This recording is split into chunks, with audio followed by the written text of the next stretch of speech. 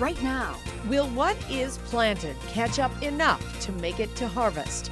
How South Dakota's farmers are faring when it comes to what they were able to get into the ground. Why a federal judge is blocking the Trump administration's requirement for drug companies to list prices in their ads. And are you eating enough whole grains? What has health officials concerned? This is KDLT News Today. Good morning, everyone. Thank you for joining us for KDLT News Today this Tuesday, July 9th. Jinx, you owe me a soda. This summer is flying by so fast. It is. I think in part because we started so late. Because winter lasted a year and a half. Yeah. And then spring was kind of a no-show. Yeah, 2 days, like Karl just said. And now we're dealing with summer, of course. Tomorrow's going to be kind of spring-like. Tomorrow will be spring-like. How breezy is it going to get? I had somebody ask me they've got something going on Tomorrow, outdoors. wind gusts of about 30, 35 miles an hour. That's for tomorrow. Today, this morning, we're dealing with some more rain, kind of like we did yesterday morning, some moderate rain across parts of the region. We'll take a closer look at this here in just a couple more minutes. You're starting off your Tuesday in the 60s and 70s, including 75 still in Sioux Falls, with highs later on today in the 80s. The rain is going to come to an end later on this afternoon into the afternoon. Later this morning into the afternoon hours. There we go. That's how that goes. Karl, we'll talk more about that here in your Weather on the Fives. All right, Aaron, thank you very much. Well, leading your news this Tuesday, while the rest of us have been drying out for the most part, flooding continues to affect communities across South Dakota, including near Lake Thompson. Residents have been experiencing flooding for months, and water levels are still high. Some homes and roads are completely surrounded by water. Homeowners say access roads to homes have been submerged for about 2 months. Residents have to park and take off-road vehicles to get home. The biggest concern right now is that the water is making it difficult even for emergency vehicles to get to people in the event of an emergency. I have 2 little boys at home, and I mean, if they're playing on the swing set and fall off, we have to get them to this place, to the boat ramp on the east side of Lake Thompson, to get them to the emergency vehicles. There is currently a FEMA declaration for Kingsbury County to repair the roads back to their original state, but emergency managers there say it's going to take time. New this morning, the heavy rainfall this spring is still hitting state ag producers. Spring wheat and soybean development in South Dakota is lagging, as you can imagine, behind last year's pace. According to the weekly federal crop report, 96% of South Dakota's soybean crop has at least emerged. That's near the 100% mark from last year in the 5-year average.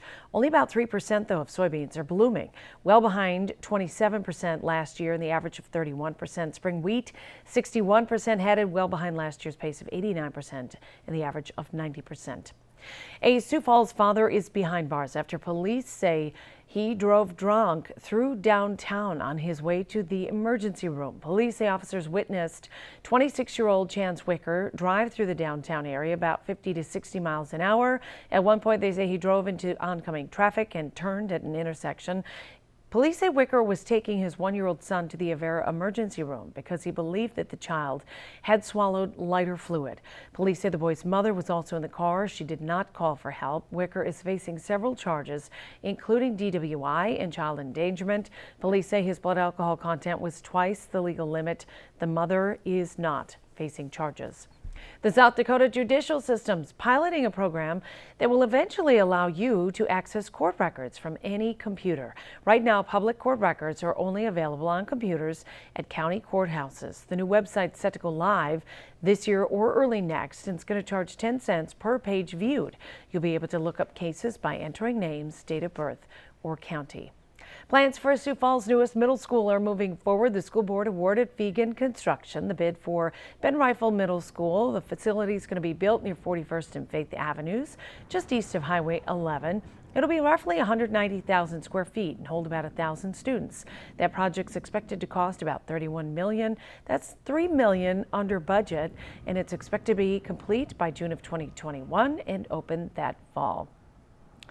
South Dakota Congressman Dusty Johnson is co-sponsoring a bill to address the opioid crisis on college campuses. The bill aims to help colleges and universities implement programs to prevent drug abuse and support those who are addicted. Johnson says more needs to be done to help students on campus and connect them to available resources. According to the CDC, roughly 130 Americans die each day of an opioid overdose.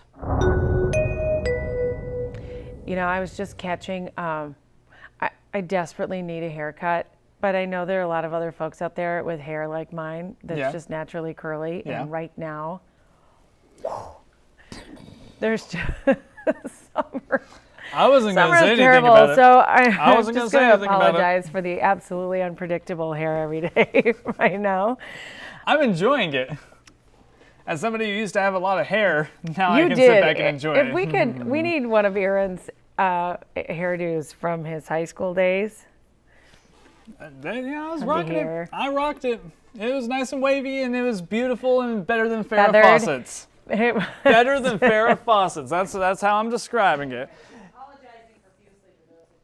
Yeah, right. Exactly. Hey, we have some rain across parts of the region here this morning. Zoom in and take a little bit of a closer look. Sioux Falls, we're dry for now, but look at that. Just down to the south, we have the rain moving in. Beersford over to Freeman, Mitchell, Chester, Hartford seeing some rain. Again, all this moving up to the northeast. Brookings, a couple of little thunder showers extending up to Madison, Minnesota. Sisseton still seeing some rain. Then Aberdeen back to Mobridge, and then down to Gettysburg to Harold Miller seeing some. Ipswich, Redfield, Falkton seeing some rain here this morning. So far, we've seen about 1/3 of an inch in Yankton. We've seen 8/10 in Sisseton, about 1/2 inch in Watertown, 1/4 of an inch in Huron. So we'll be keeping an eye on the rain as the rest of the morning goes on. We should be topping out in the 80s a little later on today with that rain coming to an end later on this afternoon, or later on this morning into the afternoon hours. I did that just a little while ago too. 79 tomorrow. It's going to be breezy tomorrow, so Carlene, you're going to have to really wrangle your hair into place with wind gusts up to about 35 tomorrow. But then after that, the heat, the humidity comes back. We're talking about highs in the 90s as we head into the weekend. So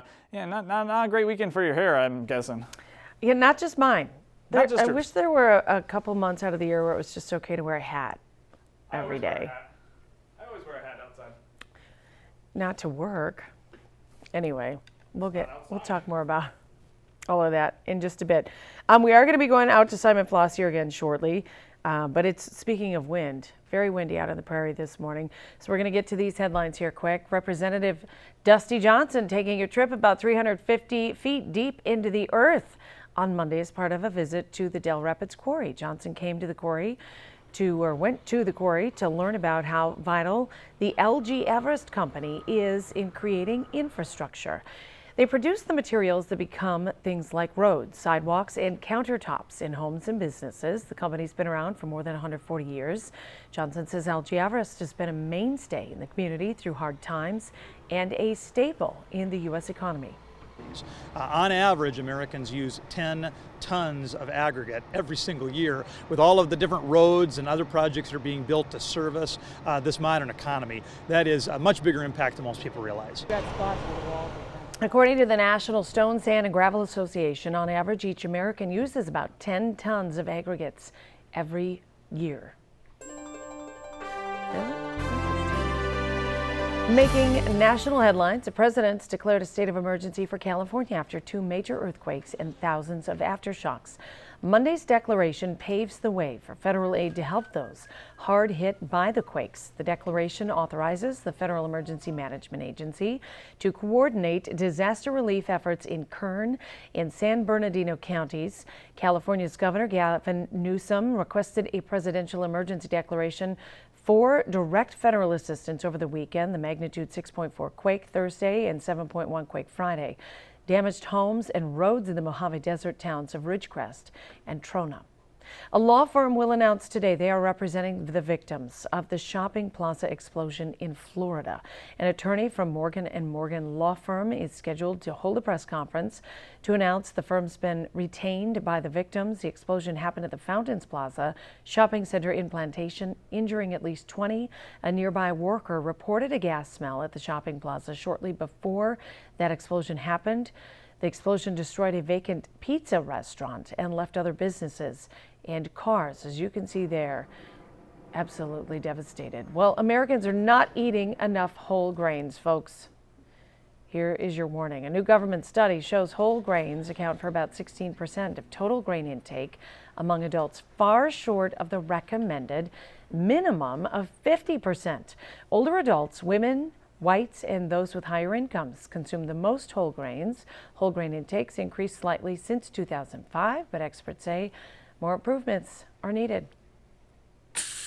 Eat your whole grains. I think a lot of people are shying away from them because of some of the diets people are on. Barley was on that list. Does that count beer? I don't know. We're not consuming enough of it, apparently. Apparently not. Okay, so we are talking about butterflies this morning. Simon Floss is out on the prairie talking about the release of a once endangered species. They're hoping to bring them back. Butterflies are able to taste food through what? Do you know this? You probably know this. I do, because whenever I was in elementary school, we had one of those like pens that we kept monarchs in and then set them free. Yeah. And so I learned all about butterflies then. Nice. If you have never done that, if you have young kids and you've never done that, by the way, Awesome. It is really cool. It is worth it. Okay, so speaking of, Simon is going to be out on the prairie. It's pretty windy. It's breezy, yeah. It is very windy this morning. Look at all that grass waving. It is beautiful. We're talking about the significance, actually, of this area and the return of a special type of butterfly when we come back. Stay with us.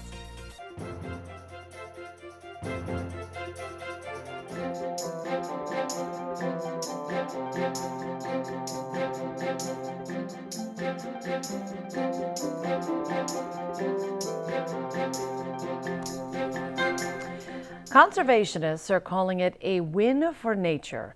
A once endangered species of butterfly will be released back into its natural habitat here in just a few hours. And Simon Floss is joining us from near Lake Benton, Minnesota this morning with more on the significance of all this. Simon.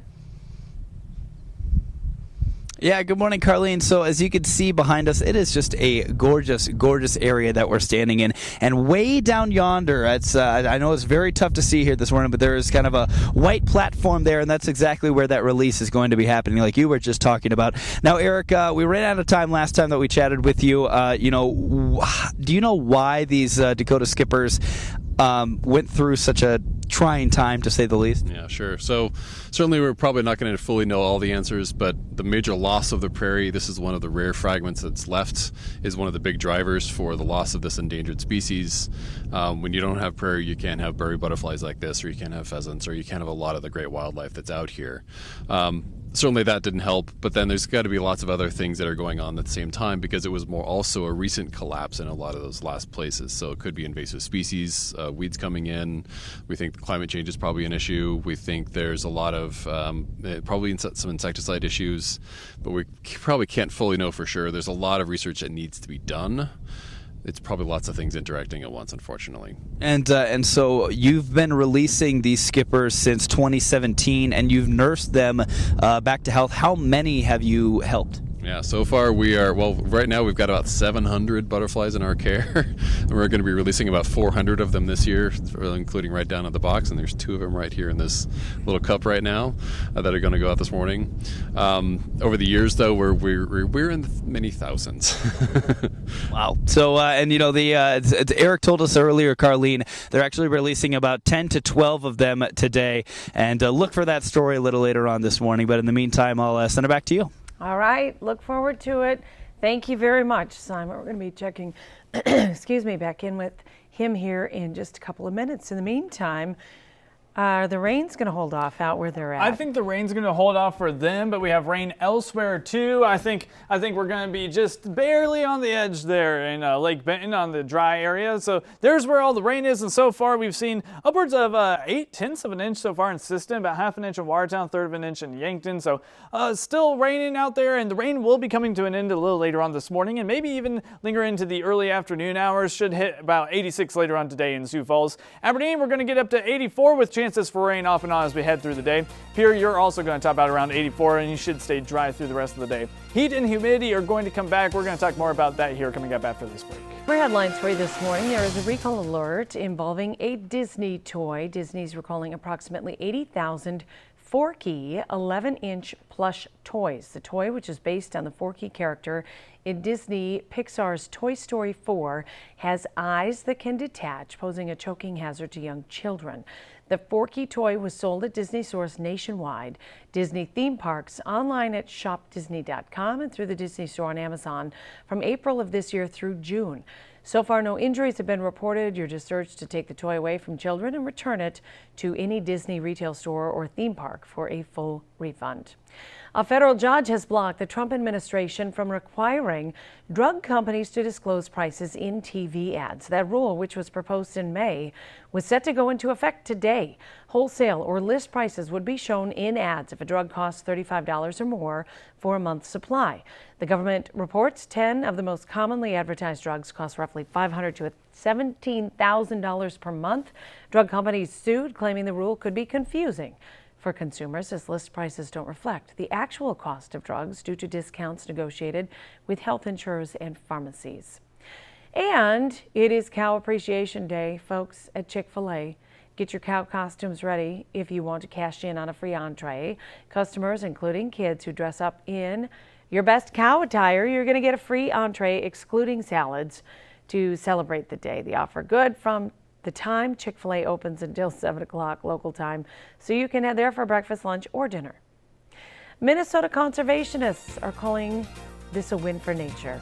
We've got more on an endangered species of butterfly that actually is coming back. Will be released back into its natural habitat here in just a few hours. Simon Floss is going to be talking more about it when we come back. There is a butterfly that used to call a nearby prairie preserve home. It had all but vanished in recent years. Simon Floss is joining us this morning with the reintroduction that is happening here in just a couple hours. Simon?